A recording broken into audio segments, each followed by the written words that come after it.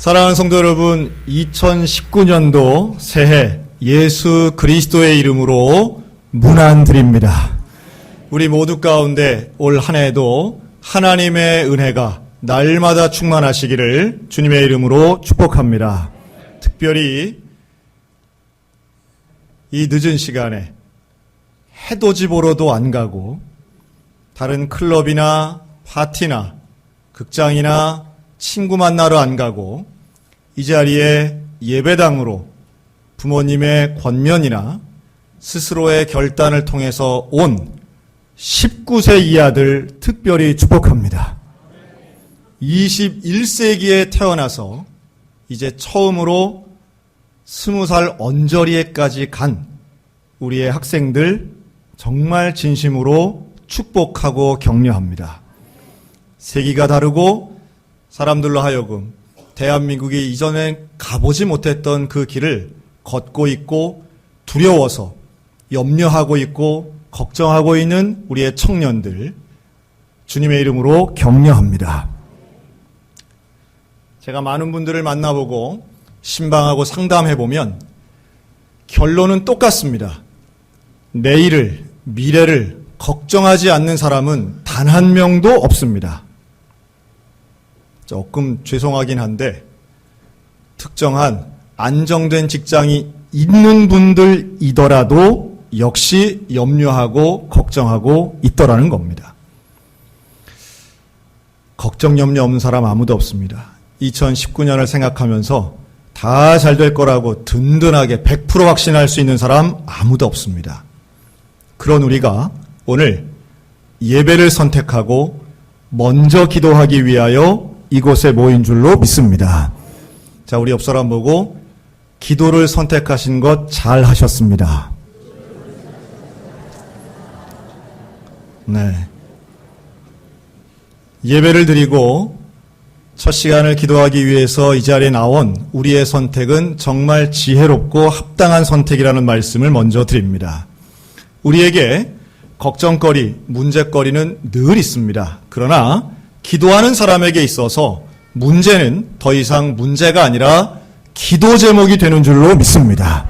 우리에게 고민과 염려는 더 이상 불가능한 것이 아니라 기적의 시작이 될 줄로 믿으시기 바랍니다. 오늘 우리는 빌립보서를 읽었습니다. 이 빌립보서는 감옥 안에서 쓴 사도 바울의 편지입니다. 그런데 감옥 안에 있는 사도 바울도 관심 있는 게 있었습니다. 생각하고 있는 게 있었어요. 사실은 염려거리가 있었던 거죠. 그에게 있어서 염려거리는 바로 교회였습니다. 빌립보 교인들에 대한 이야기고 빌립보 교회 자체가 사도 바울에게는 가장 큰 관심사였습니다. 아마 여기 우리들 각자의 관심사가 있을 겁니다. 모르긴 해도 내년에 고3 되는 저희 딸아이는 노력과는 상관없이 학업과 미래가 걱정일 것이고요. 또 이제 모든 학교를 졸업하고 대학에 가고 대학을 졸업하는 우리 4학년 학생들 뻔한 거 아니겠습니까? 또 여기 있는 많은 사람들은 내년에 과연 내 사업이, 내 직장이, 혹은 내 가정이, 내 건강이, 내 가족이 어떻게 될 것인가 생각하면 걱정거리가 쌓이고 더 커지죠.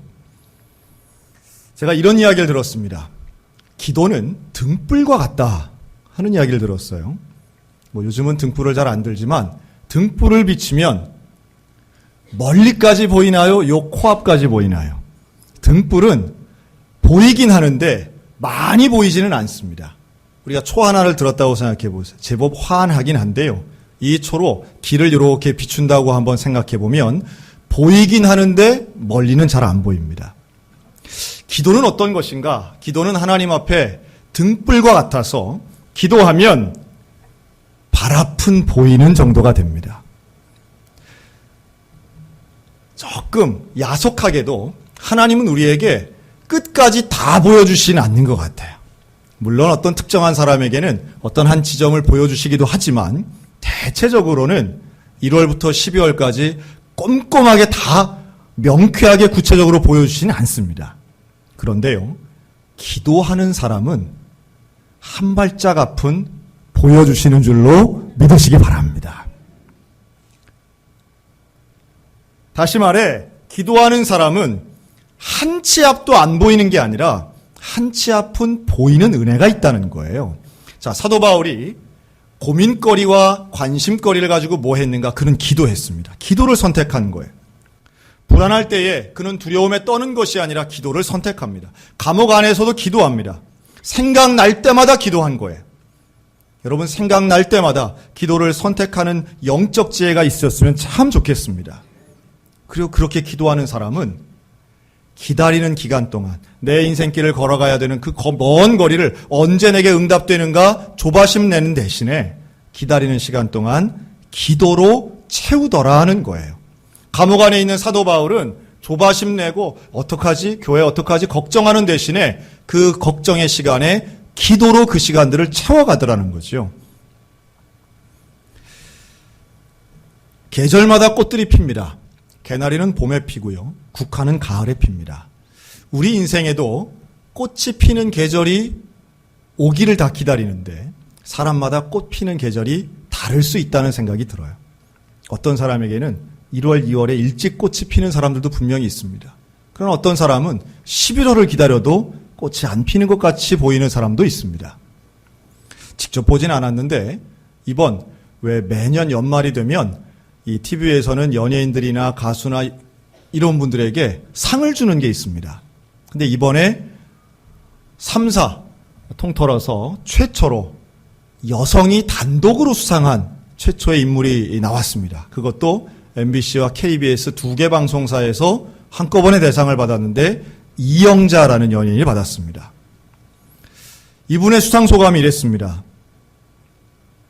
누가 뭐래도 날 포기하지 않으신 하나님께 먼저 감사를 드립니다. 저하고 나이가 비슷한 분인데요. 그분 데뷔할 때부터 저는 참 많이 TV상에서 많이 봤습니다. 좋아하는 분도 있고 그렇지 않은 분도 있다는 걸 잘 압니다. 그분의 일생을 잘은 모르지만 참 어려웠던 적이 있었고 실패한 적도 있었고 대중들로부터 외면받은 적도 있었습니다. 그분은 크리스찬입니다.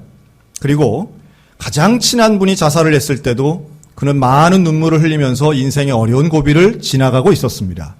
그는 이런 말을 자주 했습니다. 나는 코미디언이 되기 위해서 8번 이상 오디션을 받고 다 떨어졌습니다. 나는 누구도 불러주지 않았던 시절을 지나갔습니다. 그러나 데뷔하자마자 나는 스타가 되었습니다. 그러나 스타가 되고 얼마 되지 않아서 나는 사람에게 배신당하고 돈을 많이 잃어버리고 또 내가 했던 여러 가지 일들이 실패하며 나락으로 떨어지는 경험도 했습니다. 실패를 경험하면서 그는 하나님을 붙잡았습니다. 물론 사람들마다 보는 관점은 다를 수 있습니다.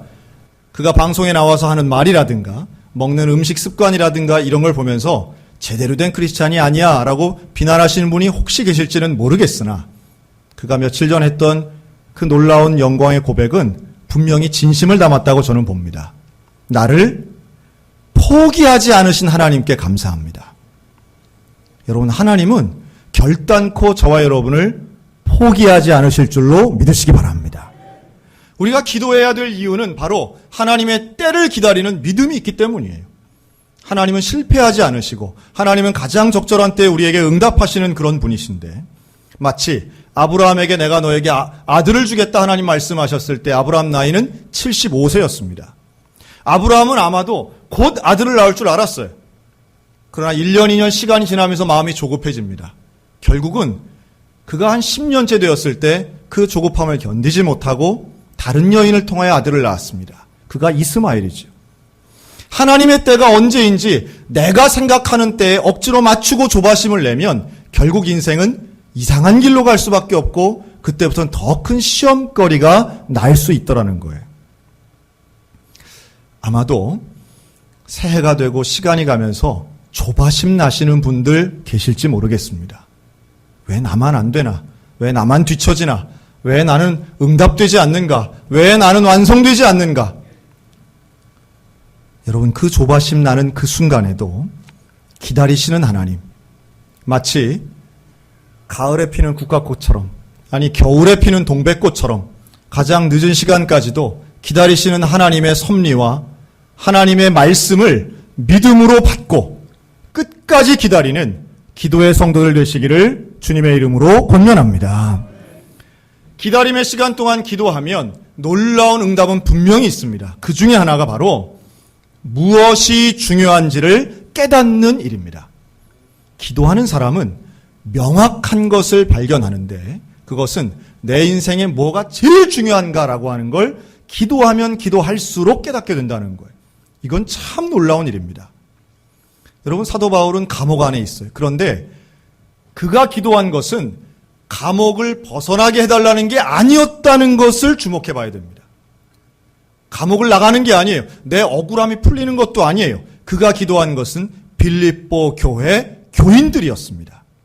그리고 그 교회 교인들이 어떤 소식이 있는가가 그의 관심사였고 그 소식은 다름 아닌 너희가 첫날부터 이제까지 복음을 위한 일에 참여하고 있는 것, 그것을 위해 기도했고 그 응답을 가지고 기뻐한 것이 사도 바울이었습니다.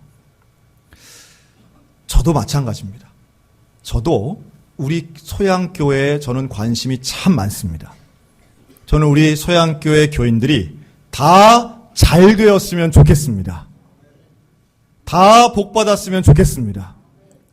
전부 다 합격할지어다.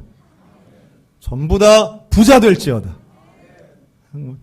저 소원이 그래요. 저 마음이 그래요. 정말 다 부자 되셨으면 좋겠고 다 건강하셨으면 좋겠고 그냥 다 성공했으면 다 좋겠어요. 그런데요, 그런 것 위에 가장 중요한 게 있습니다. 저는 우리 교회 교인들도 많았으면 좋겠어요. 헌금도 많았으면 좋겠어요. 맨날 매년마다 막 교인이 막 팍팍 늘어나고 헌금도 막 팍팍 늘어나고 하면 좋겠어요. 그러나 그것보다 더 중요한 게 있습니다. 그것은 우리가 복음을 위한 일에 참여하는 것입니다. 인원이 늘지 않아도 건강하지 않아도 복음을 위한 일에 우리가 참여하고 있다면 그것 하나만 가지고도 정말 기뻐할 수 있다고 저는 믿습니다. 다양한 기도의 제목이 있고 참 다양한 상황들이 있지만 교회는 누가 뭐라 해도 복음을 위해 달려가야 할 공동체고 복음을 중요하게 여기며 예수 그리스도의 사역에 헌신하는 모임이라고 하는 거예요. 2018년도 마찬가지고 2019년도 저의 목표는 오로지 하나입니다. 하나님, 우리 교회가 복음에 참여하게 하여 주옵소서. 이것을 또한 이렇게도 표현합니다. 너희 안에서 착한 일을 시작하신 이가 그리스도 예수의 날까지 이루실 줄을 우리는 확신하노라. 이 착한 일은 결국 복음에 참여하는 일입니다. 복음을 증거하는 일이고 복음을 따라 사는 일입니다. 그리고 그것만 되면 사도 바울은 난 감옥에 있든지 감옥 밖에 있든지 아무 상관이 없다는 거예요. 저는 이 일만 된다면 우리 모두가 예수님이 약속하신 그 놀라운 착한 일, 예수님이 인정하시는 착한 일은 결국 복음을 이루는 일이라는 말씀이지요. 그 일만 되면 저의 소원은 성취되는 거예요. 다른 거 바랄 게 없는 거죠. 여러분, 예수님이 이 땅에 오셔서 학교를 세우지 않았다는 걸 잘 생각하시기 바랍니다. 예수님이 이 땅에 오셔서 병원을 세우지도 않으셨어요. 예수님은 대형 교회를 세우시지도 않았어요. 왜 그랬을까요? 그런 일들이 나빠서가 아니라 예수님은 하셔야 될 짧은 3년의 기간 동안 가장 중요한 일을 하신 겁니다. 즉 하나님 나라를 선포하고 복음을 선포하시고 인류를 구원하시는 일에 집중하셨다는 거죠. 우리 교회는 매년마다 지금 주제를 바꿔가고 있습니다. 다 하면 좋겠는데 매년마다 바꿔가지요. 2017년 우리는 예배자로, 2018년 우리는 제자로, 2019년 우리는 선교사로. 물론 교회는 다 예배 드려야 되고 제자 훈련해야 되고 선교해야 되고 봉사해야 되는 겁니다. 그러나 다 골고루 잘하면 좋겠으나 우리는 한 해 한 해 집중하려고 전략을 짠 겁니다. 그리고 그 전략에 맞춰서 우리가 함께 나아가기를 소원하는 거죠. 그렇게 나아갈 때 우리 안에서 착한 일을 시작하신 그 예수 그리스도의 능력이 바로 1년 후 또 한 번의 송구영신 예배, 다음번 송구영신 예배 때 우리 모두의 마음에 기쁨으로 응답될 줄로 믿습니다. 여러분, 기도의 사람은 그래서 기쁨을 누리는 거예요. 따라할까요? 기도하면 기쁨을 누립니다. 저는 우리 모두가 기도에 대해 아는 것보다 기도를 누리는 사람이 되었으면 좋겠어요. 늘 우리는 좀 찝찝하죠. 뭐냐면 연초가 되면 뭘 해야 되는데, 기도해야 되는데, 성경 봐야 되는데, 또 어떤 분들은 뭘 좀 끊어야 되는데, 뭘 좀 더 해야 되는데, 운동해야 되는데, 공부해야 되는데, 계획은 많이 세워놓고 실행하지 않는 것만큼 어리석은 게 없지요. 기도도 마찬가지입니다. 기도해야 되는 데와 실제로 기도를 하면서 기도의 기쁨을 누리는 것은 전혀 차원이 다릅니다. 제가 공부를 잘하는 공신이라고 있더라고요. 강성태 씨라고. 그분의 강의를 한번 들었는데요. 여러분, 공부 잘하는 비결이 있답니다. 한번 따라할까요? 공부에 습관을 들여라. 뭐 그런 얘기를 하더라고요. 참 공감이 되던데. 근데 다른 습관은 다 잘 드는데 공부 습관이 잘 안 들잖아요. 어떻게 습관을 들이느냐 했더니요. 이 약 먹는 거에 비유하더라고요. 그 약을 먹을 때 약은 언제 먹어요? 식후? 왜 그때 먹어야 됩니까? 여러분, 제가 몰랐던 걸 알게 됐어요. 저는 무슨 약도 무슨 소화되는 것처럼 음식과 함께 잘 소화되라고 그런가 했더니 그게 아니라 하여튼 그분 얘기예요. 식후 30분이라는 건 잊어먹지 말고 정기적으로 먹으라고 하는 복용 습관을 들이려고 하는 지혜에서 나온 말이랍니다. 그러니까 최근에는 식후 30분이 아니라 그냥 식후 바로 먹어라 이렇게로 많이 바뀌었다고 그러죠. 그러니까 그 말은 뭐냐 하면 잘 안 먹으니까 약을 먹어야 낫는데 그것도 약을 한꺼번에 다 먹는 게 아니라 이 습관처럼 이 규칙적으로 먹어야 낫는데 그걸 식사하고 조절을 한 거예요. 붙인 거예요. 일상의 삶과 좋은 습관을 붙이면 개선이 된다는 논리입니다. 전 똑같다고 봐요. 여러분, 우리의 기도의 삶도 눈 뜨면 기도하고 자기 전에 기도하고 밥 먹기 전에 기도하고 중요한 일 앞에 기도하여 기도가 맨 앞에 있게 되면 우리의 삶이 기도 체질, 기도 습관으로 바뀌게 될 줄로 믿습니다. 그리고 그렇게 거룩한 습관이 들어가면 들어갈수록 사람은 영적인 거룩한 기쁨을 누리게 됩니다. 여러분, 교회는, 신앙생활은 재미없는 거 억지로 하는 겁니까? 아니면 진짜 재미있는 게 그 안에 있는 겁니까? 진짜 재미있는 게 있는 거예요. 진짜 기쁨이 있는 거예요. 여러분, 그 기쁨을, 정말로 기쁜 영적인 예배의 기쁨, 기도의 기쁨, 찬양의 기쁨을 올 한 해 2019년도에는 누리며 살아가시기를 주의 이름으로 축원합니다. 우리가 이제 내일부터는 1월 2일부터 특별 새벽 기도회를 하지요. 그거 왜 해요? 특별 새벽 기도하는 건 기도의 기쁨을 누리기 위함입니다. 기도의 기쁨을 누리기 위함이에요. 방학을 한 학교도 있고 아직 안 한 학교도 있는데요. 특별히 우리 학부모님들께 제가 강력히 권면합니다. 1월 2일, 3일, 4일 이 3일 동안 2000년 이후에 태어난 아이들을 데리고 오면 2000년 이후에 태어난 아이들을 데리고 오면 하나님의 특별한 은혜가 임하도록 제가 강하게 기도하겠습니다. 제가 열심히 기도하겠습니다. 자녀들에게 새벽 기도의 경험을 함께 누리게 해주는 그런 영적인 부모가 되셨으면 좋겠어요. 특별히 집이 멀수록 더 큰 은혜가 임할지어다. 날이 추울수록 더 큰 은혜가 임할지어다. 어려움과 불가능이 있을 더 많을토록 우리가 새벽에 나올 수 없는 이유가 더 많으면 많을수록 더 큰 은혜가 임했으면 좋겠어요. 왜 옥중서신이 우리에게 감동적이냐 하면 사도 바울이 감옥 안에서 썼기 때문 아니겠습니까? 그가 강력한 정말 견디기 힘든 고난의 연속이었지만 그 속에서 빌립보서는 끊임없이 기쁨을 이야기하는 거예요. 고난 자체가 좋을 수 없어요. 그러나 하나님을 만나고 기도하는 사람은 그 속에서 위대한 기쁨을 분명히 누릴 수 있다고 확신합니다. 저는 그 기쁨이 올 한 해 우리 가운데 누려졌으면 좋겠습니다. 이것을 외면하지 마시기 바랍니다. 포기하지 마시기 바랍니다. 하나님 앞에 먼저 기도하고 생각날 때마다 기도하고 포기하지 않고 기도하여 무엇이 중요한지를 깨닫고 또한 하나님이 약속하신 놀라운 기쁨을 소유하고 누리는 우리 모두 가운데 하나님의 은총이 임하시기를 주님의 이름으로 축원합니다. 아멘.